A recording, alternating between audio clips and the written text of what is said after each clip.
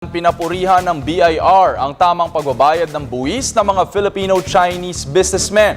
Ayon sa BIR, bagamat malaki ang kinikita ng mga ito, hindi nakakalimutan ng naturang mga negosyante na isakatuparan ng kanilang responsibilidad na magbayad ng buwis. Ang ulat mula kay George Bandola. Isa sa mga tinuturing na top taxpayers ng bansa mga Filipino-Chinese businessmen. Ayon kay Revenue Region 6 Director Simplicio Madolara, mas marami ang mga tax-compliant na Filipino-Chinese businessmen kaysa sa mga nagtatakang tumakas sa kanilang mga tax obligations. Siyempre, meron namang ibang pero majority naman nagko-comply naman sila except yung few na pares noong natin na meron talagang hindi nagko-comply. Yun ang hinahanap namin ngayon para at least ma-address natin at mapa-comply natin sila, mapa-register at saka mapa-comply.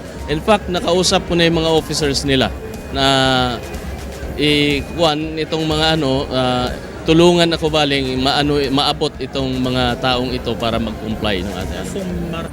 Hawak ng Revenue Region 6 ang lungsod ng Maynila, Romblon, Puerto Princesa at Occidental Mindoro. Sa taong 2014, targeted ng kabuuang 41 billion pesos. Kaya bukod sa pasasalamat sa mga top taxpayers, kinilala din ng Revenue Region ang kahalagaan ng information drive sa tax kick-off nito para makapagbayad ng buwis sa takdang panahon o bago mag-April 15. Gusto namin i-achieve yung team ng BIR ngayong year na to, which is I love the Philippines, I pay the correct taxes, register, pay and file and pay. So yun ang isang natin. So accelerate natin yung registration processes.